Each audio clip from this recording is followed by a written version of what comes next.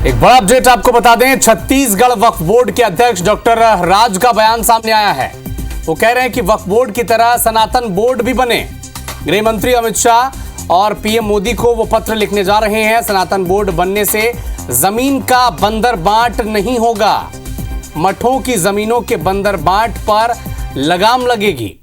भू माफिया से वक्फ की जमीन खाली कराई जाएगी। तो एक बड़ा अपडेट आपको बता दें, छत्तीसगढ़ वक्फ बोर्ड के अध्यक्ष हैं डॉक्टर सलीम राज।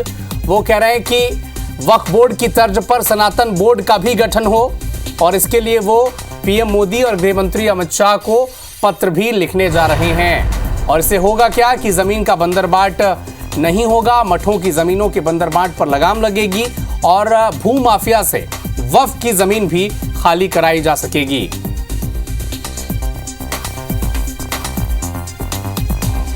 मुस्लिम समाज के लिए एक वक्फ बोर्ड का गठन किया गया। वक्फ बोर्ड के गठन होने के कारण जो गरीब तबका का मुसलमान उसकी तरक्की होती है।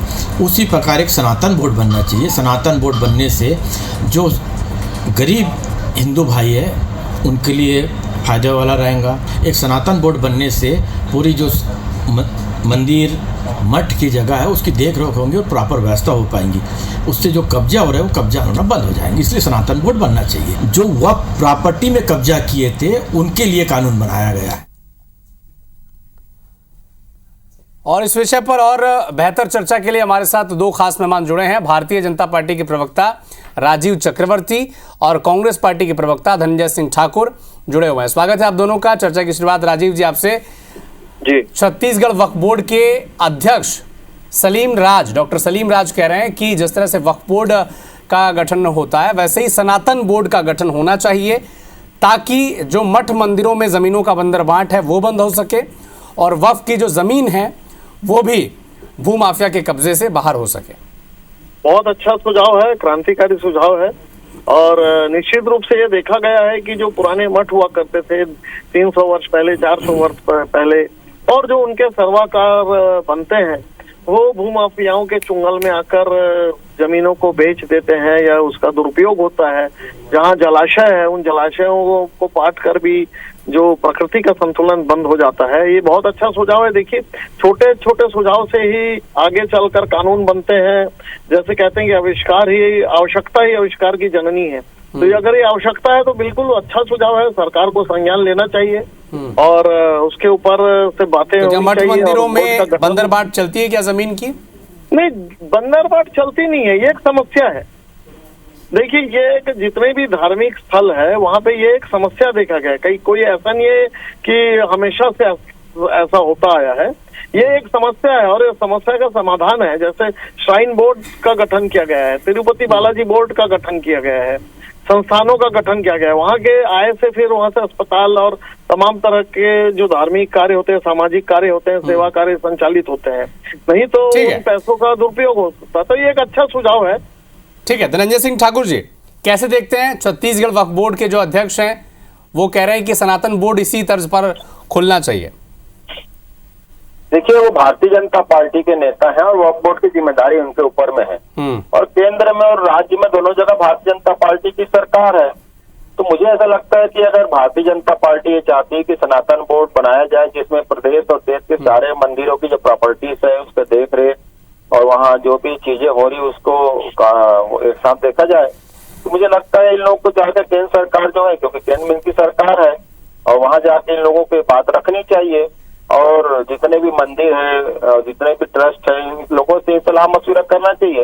ये सिर्फ टीवी में बयान दे देने से या वक्फ बोर्ड में जिस प्रकार से भारतीय जनता पार्टी की किरकिरी हुई है, जिस प्रकार से भारतीय जनता पार्टी की मंशा सामने आई है, ऐसा लग रहा है कि वक्फ की जमीन के बाद कब्जे आने की जो भाजपा की मंशा रही है, अब लगता है कि वक्फ के बाद ये जो मंदिर और मठ है इनके भी जमीनों को कब्जा करना चाहते हैं और उसको निजी लोगों को देना चाहते हैं, ऐसा परिलक्षित होता है।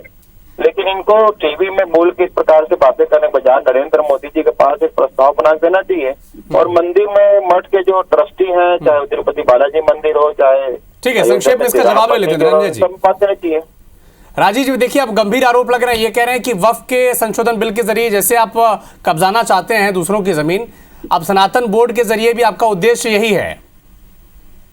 देखिए, हम तो कब्जाने की बातें नहीं करते, हम तो पूरे भारत भूमि, अखंड भारत भूमि बनाना चाहते हैं, जो हमसे भी चला गया।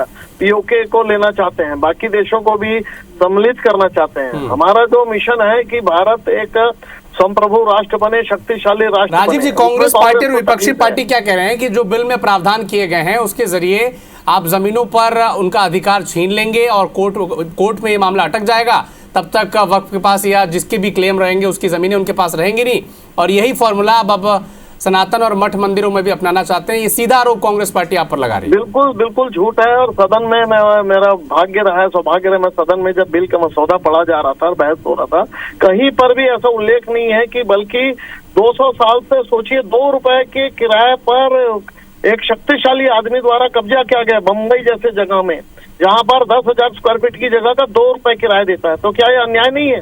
जो पसमंदा मुस्लिम बंधु है, जो गरीब मुस्लिम बंधु है, वहां पे 100 दुकानें निकल सकती है और उनका रोजगार चल सकता है। उसके स्थान पर एक व्यक्ति वहां पर 2 रुपए के किराए पर काबिज है। तो ये जो बिल है, संक्षेप में 20 सेकंड में जवाब देंगे, समय का अभाव है। देखिए मुकेश अंबानी की जो अटलांटिका शायद बोलते हैं बिल्डिंग है, वो भी वक्फ की जमीन पर बैठा है, बना हुआ है। अभी तो जो वक्फ बोर्ड में संशोधन करना चाहते हैं, सुन लीजिए ना, सुन तो लीजिए। और अब इनके नियत जो है, मंदिर में जो संरक्षित जमीन है, हमारे पूर्वजों ने जो मंदिर के देख रेख के लिए जमीन जो दान की है, मठों को दान किया है ताकि हमारे धर्म का काम चलते रहे, आप उस जमीन को भी कब्जा करना चाहते हैं। ऐसे ऐतिहासिक बहुत बहुमूल्य जमीन है देश में जो मंदिर और मठ के अधीन है, इस पर भी कब्जा करके अडानी अंबानी। ठीक है, समय का अभाव है, लेकिन छत्तीसगढ़ वक्फ बोर्ड के जो अध्यक्ष डॉक्टर सलीम राज, उनके एक मांग से अब छत्तीसगढ़ का सियासी पारा भी हाई हो गया है। वो कह रहे हैं कि वक्फ बोर्ड की तर्ज पर सनातन बोर्ड की मांग को लेकर वो अब गृह मंत्री अमित शाह और पीएम मोदी को पत्र लिखने जा रहे हैं। बहुत बहुत शुक्रिया राजीव जी, धनंजय जी हमारे साथ जुड़ने के लिए।